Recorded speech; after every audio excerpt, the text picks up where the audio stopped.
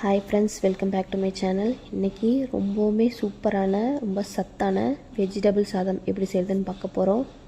ரொம்பவுமே சூப்பராக இருக்கும். இதே மாதிரி இதே அளவுகளோடு செஞ்சு பாருங்கள். உங்கள் வீட்டில் காய்கறி இருந்தால் எல்லா காய்கறியுமே வச்சு செஞ்சு பாருங்கள். ரொம்பவுமே சூப்பராக இருக்கும். நான் இன்றைக்கி பட்டாணி, கேரட்டு, பீன்ஸு, கொஞ்சமாக காலிஃப்ளவர் எடுத்திருக்கேன். ரொம்பவுமே சூப்பராக இருந்துச்சு. வாங்க எப்படி செய்கிறதுன்னு பார்க்கலாம். ஒரு குக்கரை சூடுபடுத்திக்கோங்க. இதில் கொஞ்சமாக எண்ணெய் விட்டுக்கலாம். எண்ணெய் விட்டுட்டு இதில் இருக்க ஸ்பைசஸ் எல்லாமே ஆட் பண்ணிக்கோங்க. நல்லா பொரிஞ்சு வரட்டும். எண்ணெயில் நல்லா ஃப்ரை பண்ண விட்டுறலாம். நீங்கள் மிஸ் பண்ணாமல் ஏலக்காய் இது எல்லாமே மிஸ் பண்ணாமல் சேர்த்துக்கோங்க. அப்போ தான் ஃப்ளேவர் சூப்பராக இருக்கும். ஒரு சிலர் எல்லாமே போட்டுருவோம், ஏலக்காய் மட்டும் போட மாட்டோம். பட் ரொம்பவுமே சூப்பராக இருக்கும். சேர்த்துக்கோங்க. இப்போது 2 மீடியம் சைஸ் வெங்காயத்தை நீள்வாக்கில் அரிஞ்சிட்டு சேர்த்துக்கிறேன். 3 பச்சை மிளகாவை நடுவில் கீறிட்டு சேர்த்துக்கலாம் ஃப்ளேவருக்காக. மற்றபடி நம்ம மிளகாய் தூள் சேர்க்க போகிறோம். இப்போது இது எல்லாமே நல்லா எண்ணெயில் ஃப்ரை பண்ண விட்டுருங்க. லைட்டாக உப்பு போட்டுக்கலாம். உப்பு போடும்போது சீக்கிரமாக வதங்கி வந்துடும். இப்போ பாருங்கள், வெங்காயம் லைட்டாக கலர் மாறி இருக்குது. இப்போது 2 டேபிள் ஸ்பூன் அளவுக்கு இஞ்சி பூண்டு பேஸ்ட் எடுத்துக்கிறேன். அதையும் சேர்த்துக்கலாம். சேர்த்துட்டு நல்லா கலந்து விட்டுருங்க.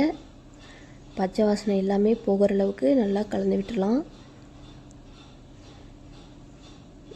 இப்போது கொஞ்சமாக புதினா, கொத்தமல்லி சேர்த்துக்கலாம். சேர்த்துட்டு இதையும் நல்லா கலந்து விட்டுருங்க. புதினா, கொத்தமல்லிலாம் போடும்போது அந்த வாசனை டேஸ்ட்டு ரொம்பவுமே சூப்பராக இருக்கும். மிஸ் பண்ணாமல் சேர்த்துக்கோங்க. 2 மீடியம் சைஸ் தக்காளி, அதையும் குட்டி குட்டியாக கட் பண்ணி ஆட் பண்ணிக்கலாம். அதிகமாகவும் தக்காளி சேர்த்துட வேண்டாம், 2 போடுங்க போதும். இப்போ கொஞ்சம் மஞ்சள் சேர்த்துக்கலாம். சேர்த்துட்டு எல்லாத்தையுமே நல்லா கலந்து விட்டுருங்க. தக்காளி நல்லா வெந்து குழையணும். இப்போ பாருங்கள், நல்லா குழஞ்சாயிடுச்சு. இப்போது காரத்துக்காக நான் தனி மிளகாய் தூள் சேர்த்துக்கிறேன். ஆல்ரெடி பச்சை மிளகாய் சேர்த்துருந்தோம். இப்போ கொஞ்சம் பார்த்துட்டு சேர்த்துக்கோங்க உங்கள் காரத்துக்கு தகுந்த மாதிரி. இப்போ எல்லாத்தையும் கலந்து விட்டுருங்க. இப்போ 1 டேபிள் ஸ்பூன் அளவுக்கு கெட்டியான தயிர் சேர்த்துக்கிறேன். தயிர் சேர்த்துட்டு நல்லா கலந்து விட்டுடலாம். ஒன்று போல் எல்லாமே ஒன்று சேர கலந்து விட்டுக்கோங்க. இப்போது நம்ம கட் பண்ணி வச்சுருந்தோம் காய்கறி எல்லாத்தையுமே சேர்த்துக்கோங்க. சேர்த்துட்டு நல்லா கலந்து விட்டுருங்க. இப்போ பச்சை பட்டாணி சீசன் இருக்குது. வீட்டில் இருந்தால் ட்ரை பண்ணுங்கள். ரொம்பவுமே சூப்பராக இருக்கும். இப்போ ஒரு நிமிஷம் போல் அப்படியே நல்லா காயெலாம் வதங்கி வரட்டும். இப்போ அளவு தண்ணி நம்ம ஊற்றிக்க போகிறோம். நான் 1 கிளாஸ் அளவுக்கு அரிசி, அதில் 2 கிளாஸ் அளவுக்கு தண்ணி சேர்த்துருக்கேன். இது கரெக்டாக இருக்கும். நான் எப்பயும் வீட்டில் யூஸ் பண்ணுற அரிசி தான் எடுத்திருக்கேன். நீங்கள் கடையில் கூட யூஸ் பண்ணிக்கலாம். இப்போ பாருங்கள், நல்லா தண்ணி கொதித்து வருது. இந்த டைமில் தான் அரிசி போடணும். இப்போ எல்லா அரிசியுமே சேர்த்துட்டேன். ஒரு அரை எலுமிச்சம்பழம் ஜூஸ் பிழிஞ்சு விட்டுக்கலாம். விட்டுட்டு நல்லா கலந்து விட்டுருங்க. உடனே மூடி போட்டு மூடக்கூடாது. இப்போ இதில் கொஞ்சமாக புதினா, கொத்தமல்லி கொஞ்சம் கொஞ்சமாக சேர்த்துக்கலாம். சேர்த்துட்டு நீங்கள் டேஸ்ட் பார்த்துட்டு உப்புலாம் சேர்த்துக்கோங்க. பாருங்கள், நல்லா கொதிச்சு வருது. இல்லை நான் கொஞ்சமாக நெய் விட்டுக்கிறேன், 1 டேபிள் ஸ்பூன் போல்.